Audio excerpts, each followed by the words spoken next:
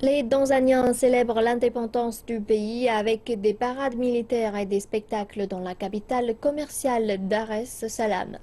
L'an dernier, le président John Magufuli avait annulé ces célébrations pour économiser de l'argent, mais il a décidé de les reprendre cette année. Le président tanzanien a la réputation d'être un président austère. Mais vendredi, il a accepté de délier la bourse de l'État pour un spectacle digne de ce jour spécial. Ces célébrations coûtent en général des milliards de shillings tanzaniens. Cette année, le président John Magufuli a surveillé les dépenses. J'avais décidé d'annuler l'an dernier parce que les célébrations allaient coûter près de 2 millions de dollars. Et où serait allé cet argent? Il aurait été dépensé pour les invités en nourriture et en boissons. Ça n'aurait pas été au bénéfice des Tanzaniens ou seulement de quelques-uns. Le coût de cette année est beaucoup plus raisonnable parce que j'ai décidé de faire des économies sur la nourriture et les soirées. L'événement ne durera que quelques minutes.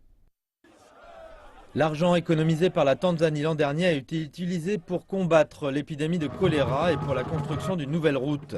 Beaucoup sont déçus de voir que ces bonnes résolutions ont été abandonnées. Cette année, des soutiens de Magufuli se sont néanmoins réunis dans un stade. Regardez, il n'y a pas eu de célébration l'an dernier parce qu'il voulait se concentrer sur l'économie. L'administration précédente n'avait pas autant de principes économiques forts et il dépensait beaucoup trop. Le président avait besoin d'une année pour faire revenir l'économie sur le droit chemin et maintenant il est temps de reprendre les célébrations.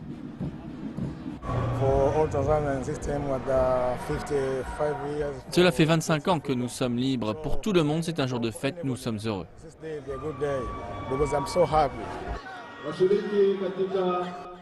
La partie du spectacle la plus populaire est aussi sans doute la moins chère. Des commandos qui se battent avec des bâtons ou qui montrent leur force en soulevant des véhicules. Comme eux, le président a encore beaucoup de défis devant lui.